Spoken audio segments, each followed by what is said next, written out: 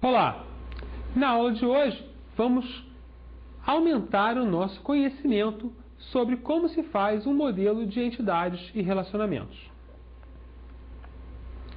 Depois dos exercícios, é bom lembrar. Então, nosso modelo é um modelo cheio de coisas que possuem características próprias e que se relacionam entre si, ou seja, entidades que possuem atributos e relacionamentos. Uma entidade é uma pessoa, um objeto, um local, um animal, um acontecimento, uma organização ou outra ideia abstrata sobre a qual o sistema tem que se lembrar de alguma coisa. Vamos começar a nossa aula mostrando um modelo muito simples. Um sistema que trata das escolas da cidade e dos seus alunos. Cada aluno está registrado em no máximo uma escola, ou não pode estar registrado em nenhuma, ou seja, ele já acabou seu curso ou abandonou a escola. Uma escola pode ter 0, 1 ou mais alunos. É engraçado uma escola com 0 alunos, né? Mas pode ser que nós tenhamos uma escola que está sendo aberta e ainda não tem alunos nenhum. O aluno vai ser identificado pelo CPF. A escola vai ser identificada pelo nome. E da escola a gente só quer saber, além do nome, o endereço. Porém, do aluno, vamos querer saber do nome, do endereço e do nome do pai e da sua mãe. Um modelo simples, não ligado à realidade, para que a gente possa trabalhar. Como fica, então, o nosso diagrama? Temos duas entidades, a entidade escola e a entidade aluno. A entidade escola é identificada por nome escola. Veja que eu não usei apenas nome, para não confundir o atributo nome, que pertence à entidade escola, com o atributo nome, que pertenceria à entidade aluno, onde eu também usei nome aluno. A entidade escola ainda fornece uma informação, endereço escola. O mesmo comentário. Eu indiquei que esse endereço é da escola para não confundir com outros endereços que aparecem no sistema. Isso é uma regra de utilização do diagrama de entidades e relacionamento. Não repetir nomes de atributos. A outra entidade é aluno, identificada por CPF e também informando nome aluno, endereço aluno, nome pai, nome mãe. Veja que a barrinha separa o identificador dos outros atributos. Também temos um relacionamento entre escola e aluno. Ok, podemos continuar.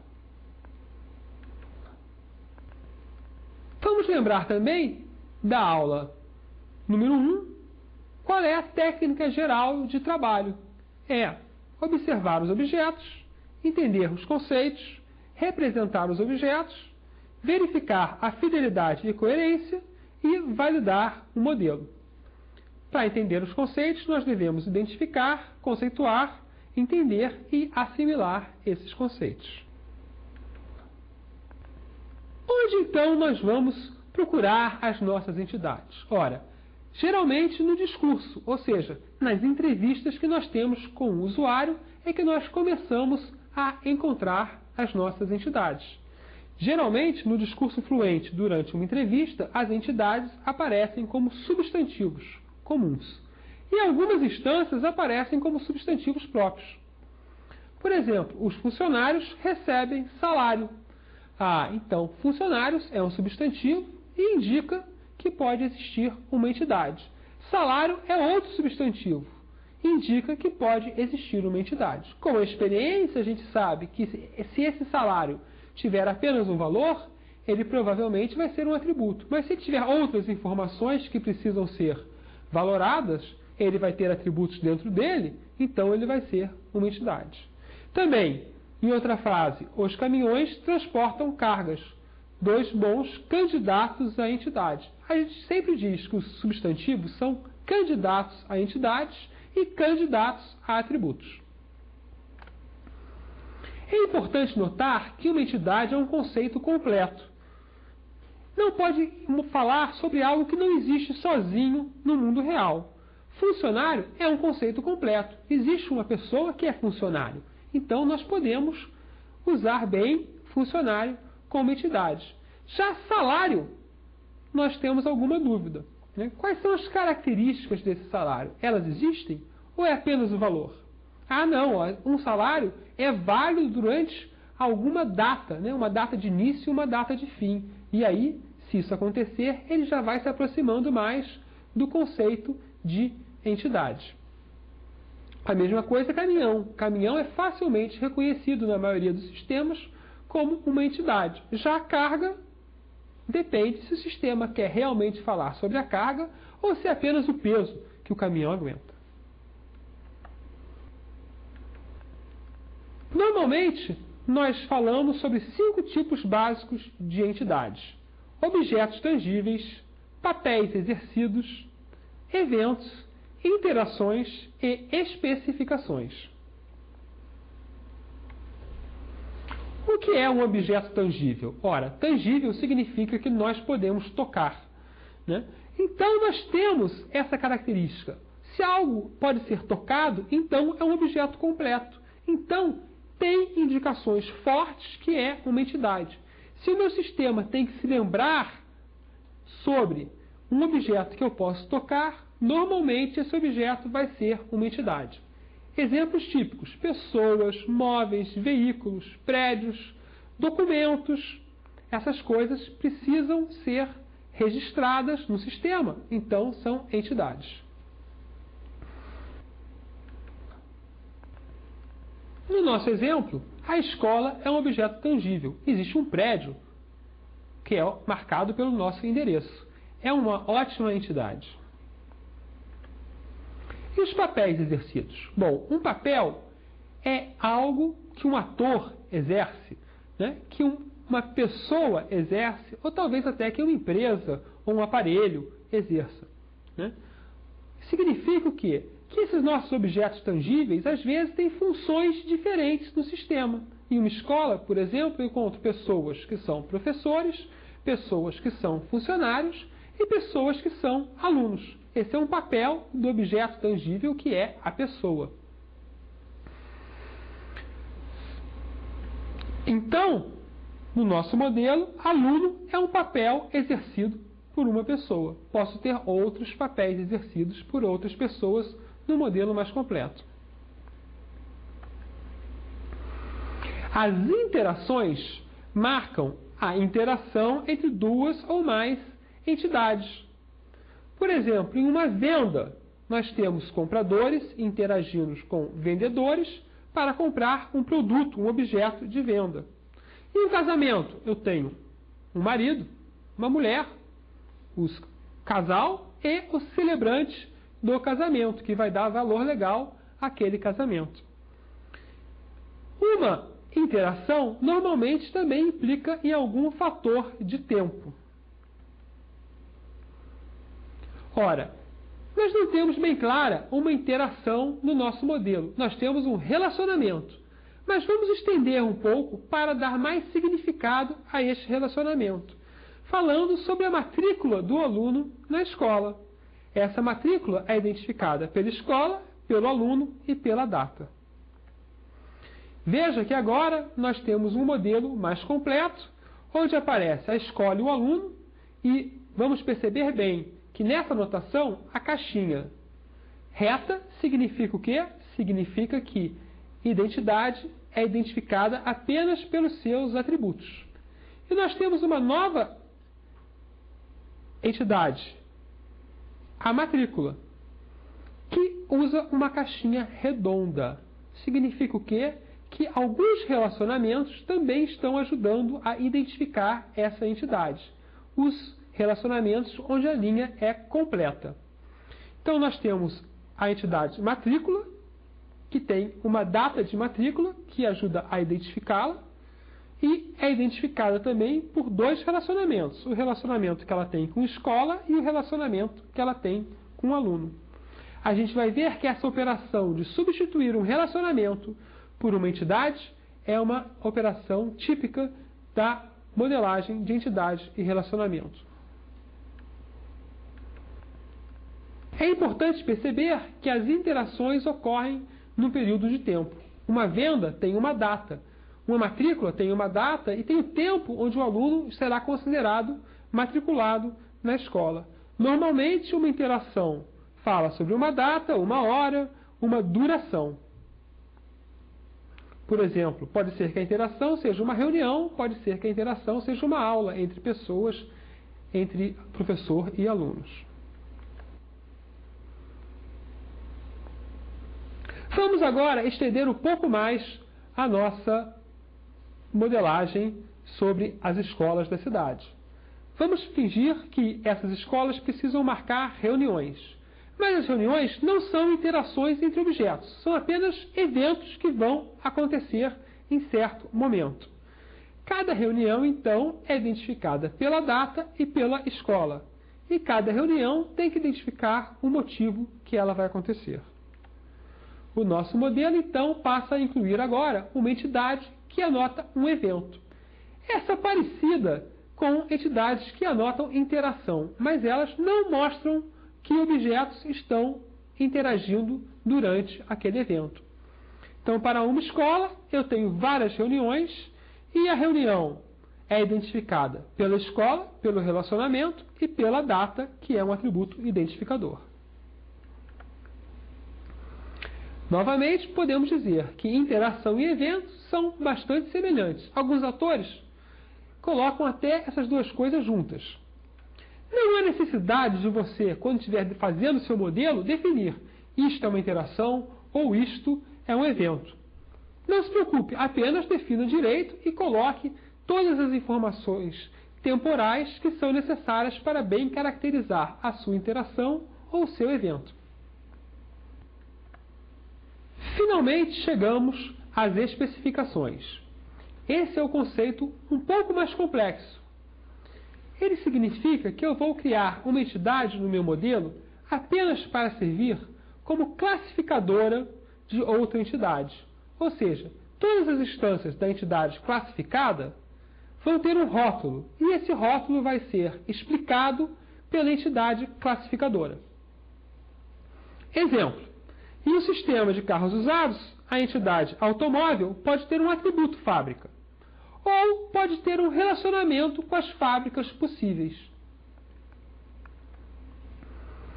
Vamos então trabalhar sobre a nossa escola. Vamos supor que cada aluno possui um tipo. E esse tipo de aluno é identificado por um nome e dá um direito a uma espécie de desconto. O aluno normal não tem desconto nenhum. O aluno que tem um irmão na escola tem algum desconto. O aluno bolsista tem desconto integral. Nosso modelo, então, fica como? Aparece uma nova entidade, e essa entidade especifica alguma característica de aluno. Nesse modelo, nós escolhemos que essa especificação é identificadora. Nós poderíamos dizer que não é identificadora. São duas opções que você tem no modelo e que você vai controlar mexendo no relacionamento. Então, nós temos que um aluno passou a ser identificado por duas coisas. O atributo original, que o identificava, CPF, e mais o relacionamento com tipo de aluno. Vamos, então, trabalhar sobre esse conceito de entidades. Quando que uma coisa é ou não é uma entidade? Primeiro, toda entidade deve ter um papel único e definido no negócio. Se você não consegue explicar bem aquela entidade, algum problema existe. Provavelmente ela não tem um papel bem definido, não está bem escolhida, pode ser alterada para outro papel no negócio, ou pode ser modificada, agrupada ou desagregada. Toda entidade tem pelo menos um atributo, e é preferível que tenham vários. Sempre que tiver uma entidade com um atributo apenas, nós vamos discutir se essa entidade realmente deve existir. Toda entidade deve ter mais de uma instância. Pode ser que durante algum tempo uma entidade tenha só uma instância, mas não deve ser um limite, uma obrigação. Se a entidade só tiver uma instância, significa que ela não pertence ao modelo, e sim às constantes do sistema. Entidades nunca possuem valores. Se você pode dar valor a uma entidade, algo está errado. Você só pode dar valor aos atributos daquela entidade. E cada instância da entidade deve ser identificada unicamente, ou seja, a gente sempre deve escolher um identificador. Os principais candidatos a entidades são as pessoas e organizações que interagem com o sistema quando precisamos nos lembrar deles. Por exemplo, precisamos gerar um relatório que contém o nome da pessoa, ou precisamos gerar um endereçamento para essa pessoa, né? Porém, essa regra não se aplica às pessoas que vão apenas usar o login do sistema. Ou seja, a questão de segurança do sistema, quem pode usar o sistema, não está ligada com a questão de lembrança do sistema, ou seja, sobre quem o sistema deve se lembrar, que são tratados em momentos diferentes. No nosso caso, a modelagem de informação fala apenas dos dados relativos ao negócio que está sendo tratado pelo sistema, e não as licenças de uso do sistema.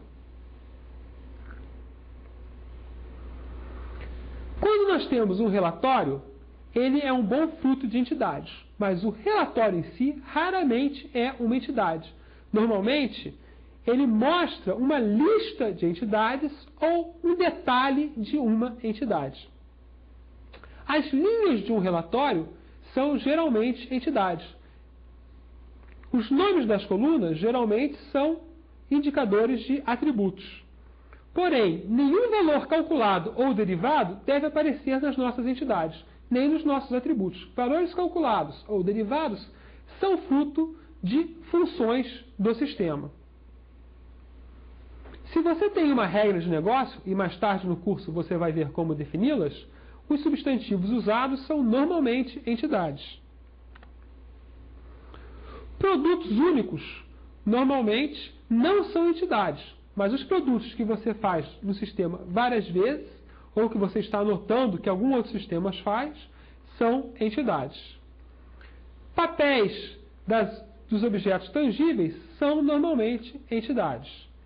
E um grupo de dados que se repete em uma entrada e uma saída de dados é normalmente uma entidade. Por exemplo, uma nota fiscal, ela é uma entidade, mas ela tem um grupo, que é o item de nota fiscal, que se repete. Então, normalmente, item de nota fiscal também é uma entidade. Quando você entra numa empresa, além das entrevistas, você também tem muitos objetos que te ajudam a encontrar entidades. Os relatórios, os formulários de entrada de dados, os arquivos, tanto em papel como no computador, as fichas, como as fichas de cadastro, ficha de empréstimo, os pedidos, requisições e documentos de qualquer gênero, né? E documentos contábeis e fiscais que o sistema vai relatar ou vai guardar de alguma maneira. Na área de computação também temos as planilhas de dados. Muitas vezes somos chamados para trabalhar com sistemas que usam planilhas e temos que transformar em um sistema independente. Então, essas planilhas são fortes candidatas a nos mostrar as entidades. Listagens, registros, agendas, protocolos, qualquer documento também é entidade. E sistemas já existentes. Vamos ver as tabelas, os arquivos daqueles sistemas que já existem. São ótimos geradores de entidades e atributos para a gente. Bancos de dados já existentes, né? E também devemos nos lembrar de procurar outros sistemas que já existem para descobrir que informações esses sistemas guardam e comparar com as informações que nós escolhemos guardar. Uma entidade deve ser descrita com muito detalhe. Por quê? Porque, na verdade, a alma do sistema é a informação que ele guarda. E se você não compreender bem essa informação, o seu sistema pode, no momento, estar guardando coisas demais, ou, o que é pior, guardar dados insuficientes para gerar os produtos que você precisa. Então, toda entidade possui um nome e vale a pena anotar os sinônimos e os homônimos. Possui uma definição que explica esse nome, deve possuir exemplos, deve ter os atributos, os relacionamentos, correlação, ou seja, em que parte dos sistemas ela é utilizada, regras e exceções relacionadas a essa entidade, qualquer outro comentário e também uma conta que indique quantas vezes essa entidade vai aparecer no sistema. Lembrando que sinônimo, todos sabem, é uma palavra diferente, mas que significa o mesmo conceito. Belo e bonito, por exemplo. Mas homônimo, que é já algo mais diferente, é uma palavra igual, mas que significa um conceito diferente. Por exemplo, a manga pode ser a manga de camisa, pode ser a manga fruta e até pode ser a conjugação do verbo mangar, implicar. Agora sim, nós vamos usar o nosso método 5W2H, que apareceu lá no começo do curso. O que é uma entidade? Você consegue responder? Por que aquela entidade está lá?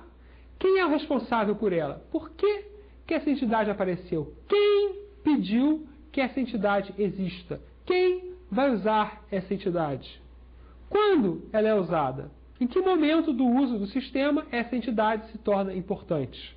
Em que parte do sistema, que função vai chamar essa entidade, vai consultar ou vai guardar essa entidade? Por que ela é necessária? Ela não pode ser eliminada do sistema? O sistema vai perder alguma coisa com isso? Como ela é? Como ela é descrita? Quais são seus atributos, seus relacionamentos? Quanto espaço ela ocupará? Que é o nosso fator grande de custo em bancos de dados. E que outras perguntas você puder imaginar usando essa conjugação de termos. Quem, quando, como, porquê. E aqui sim, se você puder questionar e conseguir responder tudo o que você quer sobre uma entidade, então você terá uma entidade bem definida. Lembrando, por que isso é útil? Porque essas perguntas nos fazem pensar. Em vez de responder apenas sim ou não, existe um nome, existe uma definição, nós perguntamos, por que essa entidade está aí? O que é essa entidade? E se a resposta vier correta, significa que a nossa descrição foi bem feita. Agora, vamos ver os atributos. Ora, todo atributo é uma descrição de alguma instância da entidade, ou seja, ele fala sobre alguma característica da instância. Os atributos podem ser nominativos ou referenciais. Os atributos nominativos são bastante importantes. Eles definem exatamente as características das entidades. Mesmo que não de forma única. Uma pessoa tem um nome, outra pessoa pode ter o mesmo nome. Uma pessoa tem um endereço, outra pessoa pode ter o mesmo endereço. Se a forma for única, ou seja, um CPF que só pertence a uma pessoa, por exemplo, então esse atributo, além de nominativo, ele é identificador. Mas, no momento, nós queremos falar das características próprias da entidade. O outro tipo de atributo é o atributo referencial. Ele fala sobre outra entidade que não está no modelo. Uma entidade que não foi interessante para nós incluir no modelo. Por exemplo, automóvel possui uma fábrica, mas eu não quero discutir sobre a fábrica. O meu sistema não tem que falar sobre fábricas. Então, eu escolho um atributo referencial, ou seja, apenas coloco lá como valor o nome da fábrica. Isso é uma opção. O analista sempre pode escolher colocar essa referência diretamente como relacionamento a outra entidade ou não colocar a entidade. Depende da quantidade de controle que o analista deseja. Um atributo deve ser descrito, além do seu nome, pela sua explicação, a sua descrição, o seu domínio, ou seja, que valores são possíveis, os tipos de nulos que são aceitos e exemplos. O que significa tipos de nulo? Significa se o atributo pode ficar vazio, se o atributo pode ser não conheço, se o atributo pode ser valor não informado. Isso também é importante mostrar. Normalmente, os bancos de dados aceitam um atributo vazio como padrão, mas você pode criar uma codificação própria para utilizar nos atributos mais importantes. Em uma conversação, os atributos sempre possuem um valor. Eles também são substantivos, mas substantivos que podem ser valorados. Eles normalmente definem uma qualidade, uma característica, uma propriedade, uma quantidade dessas qualidades, dessas características, dessas propriedades para uma entidade. e são conceitos incompletos, que não existem sozinhos. Para encontrá-los, nós devemos buscar os campos das telas, os campos dos relatórios, as colunas dos relatórios. E sempre em que algo referencia no seu nome o valor de uma entidade. Por exemplo, o nome do aluno. Se aluno é uma entidade, o nome está fazendo referência a aluno, então deve ser um atributo de aluno que vai possuir um valor. Claro, o nome do aluno. Finalmente, chegamos aos relacionamentos. Depois que você já tem bastante entidades, os relacionamentos ficam bem fáceis de serem encontrados. Por quê? Porque eles formam a rede que liga essas entidades. Por que as entidades aparecem nos sistemas? Porque elas vão ter que falar com outras. Nunca existe uma entidade isolada que não fala com nenhuma. Então, nós precisamos encontrar os relacionamentos e, normalmente, encontramos esses relacionamentos em referências do tipo do, funcionário do departamento, contrato do veículo, ou em verbos. Os verbos indicam que alguém, alguma entidade, faz alguma coisa sobre outra entidade. Por exemplo, um aluno assiste à aula. O funcionário trabalha em um departamento. A máquina fabrica um produto. A empresa contrata outra empresa. Esse verbo nos indica até mesmo o nome que deve ser dado ao relacionamento. Existem nomes que são muito comuns. Por exemplo, compõe. Uma peça compõe um aparelho. Isso sempre aparece nos nossos modelos. É um. Rapidamente você pode se lembrar do conceito de herança, que nós já vimos. Apareceu o relacionamento aluno de graduação. É um aluno, lembre-se que pode usar herança em vez de relacionamento simples. Faz. Máquina faz, fabrica, executa produto. Gera também. Uma pessoa gera um relatório. Uma pessoa, um crítico, gera uma opinião, por exemplo, em um sistema de jornal.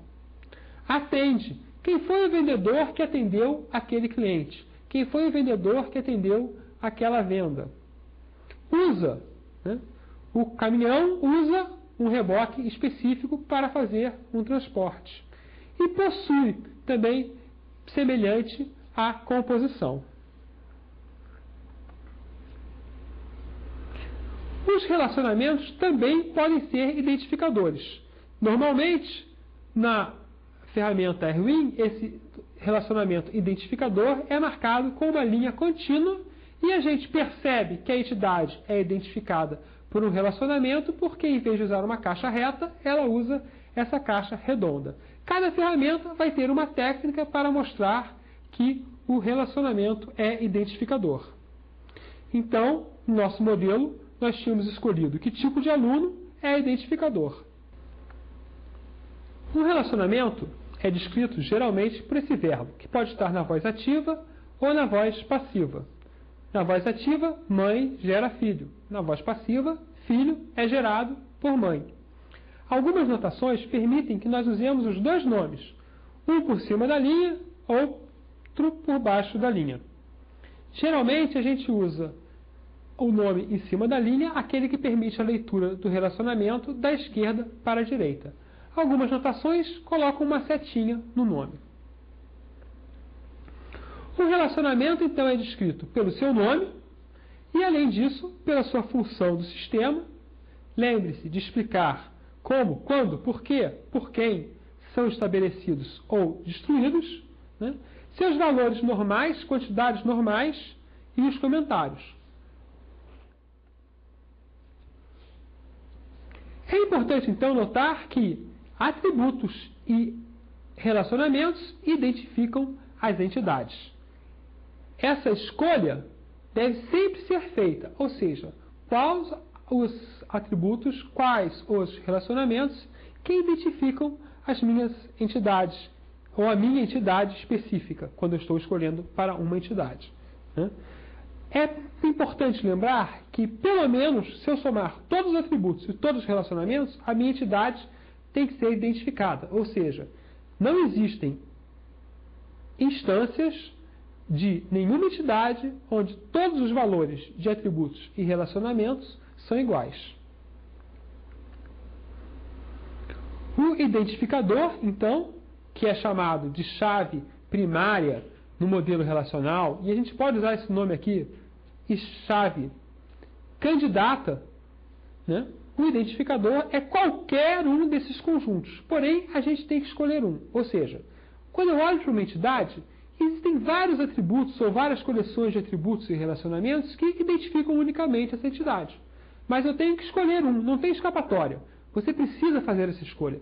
Por quê? Para facilitar o trabalho futuro dos analistas e dos desenvolvedores. Então você escolhe um. Os outros a gente chama de chave candidata. No futuro pode ser que alguém troque, escolha outra chave candidata como chave primária para adequar mais às características de implementação do sistema. A escolha normalmente é fácil. Normalmente você quer aquela identificação que tem mais significado, que tem mais garantia de unicidade e que é menor. Por exemplo, por uma pessoa, o CPF é ótimo, porque ele é único para a maioria das pessoas. Ninguém tem 2 CPFs. Porém, algumas pessoas não têm CPF. Ou seja, um casal, por exemplo, às vezes compartilha o mesmo CPF. Então, em alguns sistemas, o CPF não é tão adequado. Ah, mas se eu juntar ao CPF o nome da pessoa, pode ser que fique adequado. Perfeito. Se servir para o seu sistema, está bom. A escolha, às vezes, é um pouco complicada, porque ela inclui outros fatores típicos da modelagem propriamente dita. Por exemplo, eu quero que o aluno seja identificado pelo CPF ou pelo CPF e pelo tipo de aluno. Você pode escolher, o modelo é diferente. No primeiro, eu vejo que a linha é tracejada, no segundo, a linha do relacionamento é contínua. Qual é a diferença?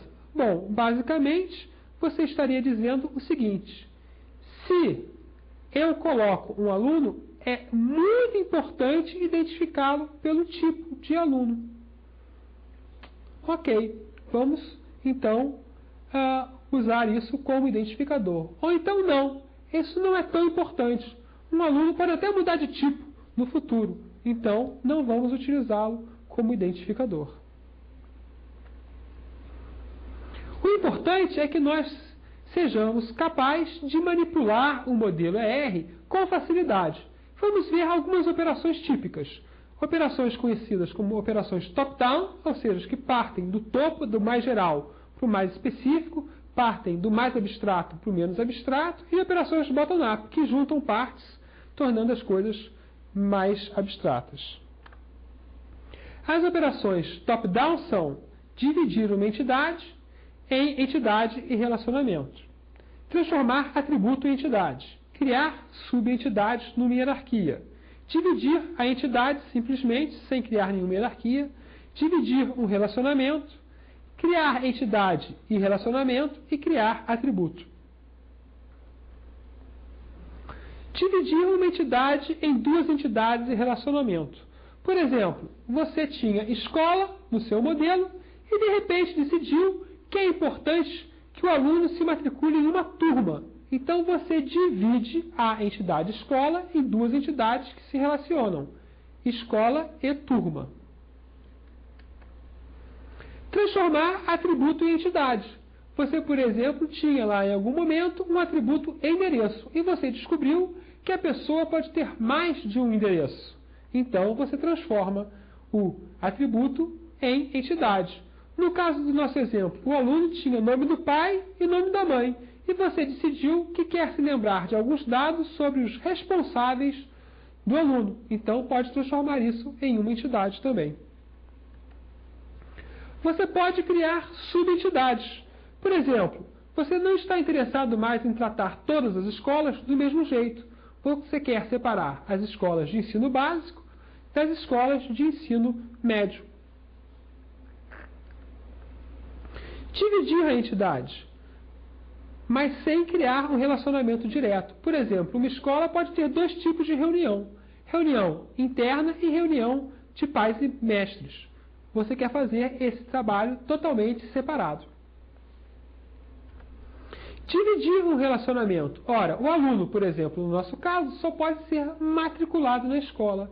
E se nós quisermos também indicar que ele já completou o curso naquela escola, por outro relacionamento. Isso acontece muito também com o funcionário que trabalha no departamento e tem um relacionamento para dizer que é chefe do departamento. Criar entidade e um relacionamento. Nós fizemos isso. Nós tínhamos o relacionamento matrícula e substituímos pela entidade matrícula. Criar um atributo, porque simplesmente nós esquecemos desse atributo em algum momento. E agora passamos então para as operações bottom-up. Nas operações bottom-up nós estamos gerando objetos a partir de objetos muito básicos. A operação típica é colocar uma entidade no modelo. A qualquer momento você pode fazer isso. Não se preocupe. Depois você vai checar se aquela entidade é boa ou é ruim. Você pode também pegar entidades que estão soltas e colocar numa hierarquia de herança. Equivale a criar desde o início aquele relacionamento. Não tem problema. Isso acontece muitas vezes quando nós entendemos um cliente VIP é um tipo especial de cliente. Então, podemos criar esse relacionamento de herança sem nenhum problema. Criar relacionamento entre entidades também é a ação mais normal que nós fazemos. Já temos as entidades e simplesmente criamos o relacionamento mostrando que elas precisam tratar alguma coisa entre si. Conclusão.